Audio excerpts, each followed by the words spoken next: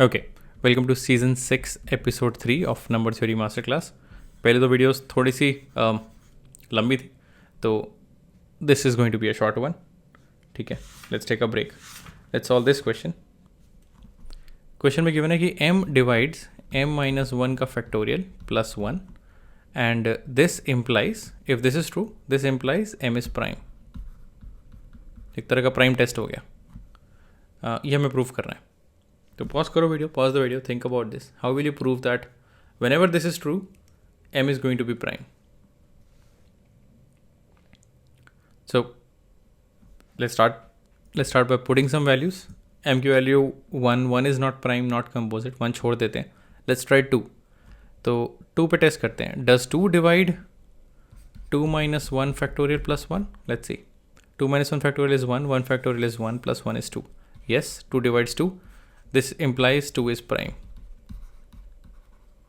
When it is, 2 is prime.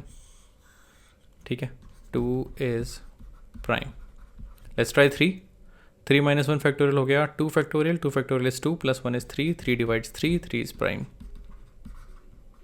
4 पे it shouldn't divide क्योंकि 4 is not prime, तो 4 पे नहीं होना चाहिए. Let's see. अगर हमारी जो स्टेटमेंट है वो सही है, अगर हमें जो प्रूफ करना है वो सही है, this means 4 should not divide. 4 should not divide this. Let's see.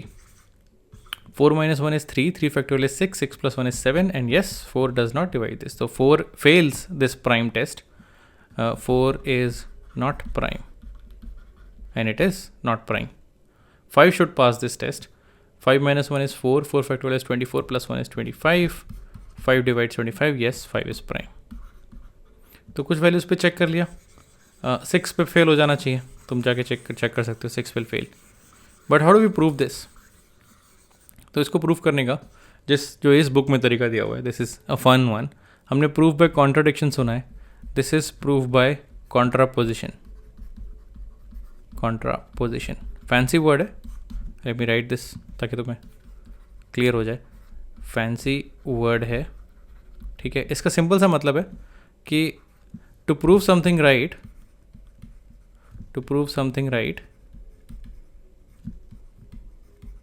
let's prove its opposite. Prove its opposite wrong. ठीक है, तो दो लोग लड़ रहे हैं और दो ही लोग हैं. हमें प्रूफ करना है कि यार ए पर्सन ए सही बोल रहा है, तो प्रूफ कर दो पर्सन बी गलत बोल रहा है. तो बाय डिफ़ॉल्ट पर्सन ए सही बोल रहा होगा. दोनों में से किसी एक को सही बोलना ही पड़ेगा.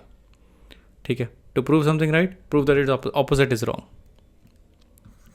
तो हो सकता है मेरा जो एनालॉजी दी वो इतनी एक्यूरेट ना हो, बट इस क्वेश्चन में तुम समझ जाओगे मैं क्या करना चाह रहा हूँ. So what this book suggest is, don't prove this. ये प्रूव मत करो, prove this instead. Prove this instead. Let's see ये लॉजिक होल्ड करता है. Prove this instead. ये कहता है कि मान लो m तुम्हारा यहाँ से start with this, m is not prime. वो सारे नंबर उठाओ जो प्राइम नहीं है एंड प्रूव कर दो कि उस सिचुएशन में m will not divide this. This situation is false. This condition is false. m will fail this prime test. Prove कर दो कि जब m मेरा प्राइम नहीं है तो m हमारा ये जो प्राइम टेस्ट है उसको फेल कर जाएगा. ठीक है, तो अगर वो पास करेगा तो ऑब्वियसली वो प्राइम होगा, बिकॉज यहाँ तो नंबर प्राइम होते हैं या नंबर प्राइम नहीं होते हैं. So how do you prove this? How do you prove that when m is not prime m will never divide this? Well, उसके लिए तुम ये सोच सकते हो कि अगर m प्राइम नहीं है तो इसको मैथमेटिकली लिखना. m इज़ नॉट प्राइम, उसको मैथमेटिकली लिख सकते हैं कि m has factors. m has factors, तभी तो वो प्राइम नहीं है. और इफ़ m हैज़ फैक्टर्स तो m के एटलीस्ट दो छोटे छोटे फैक्टर्स होंगे. We can write m as a into b, ऐसे लिख सकते हैं. Where a and b are less than m, छोटे छोटे नंबर्स हैं. Of course they are also less than m minus 1, except 3, 4, नहीं m और m minus 1 तो nothing is common. हाँ, तो they are less than m minus 1 as well.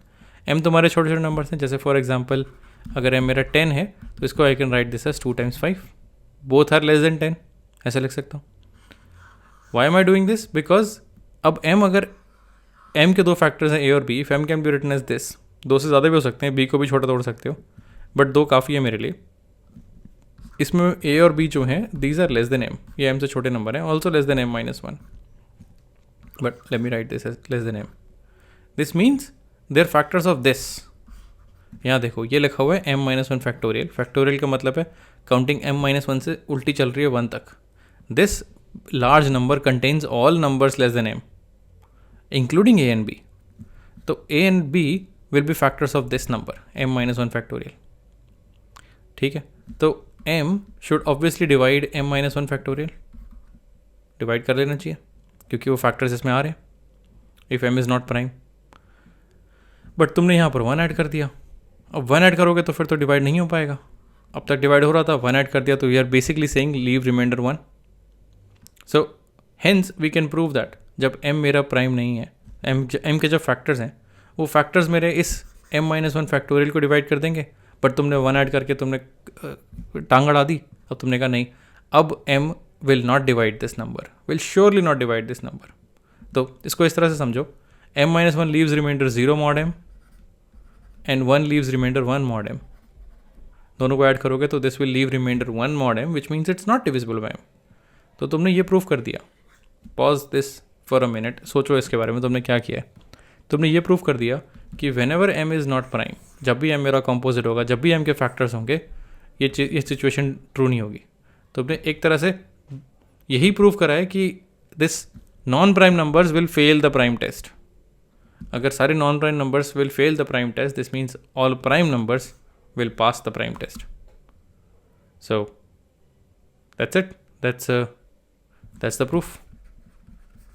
इसके बारे में पढ़ लेना. I think this is called, अगर तुम्हें ज़्यादा जानना है, this and its converse both are called Wilson's theorem. मैं लिख देता हूँ यहाँ पर, मैंने इतने R&D नहीं करी, बट अगर तुम्हें इसके बारे में और जानना है, if you are not satisfied, search for Wilson's theorem और तुम्हें इस पर थोड़ा ज़्यादा मटेरियल मिलेगा. If there is a better solution to this तो बताओ मुझे, let me know. But for now, let's move on to the next episode. इसको यहीं पर रोकते हैं. See you in episode 4.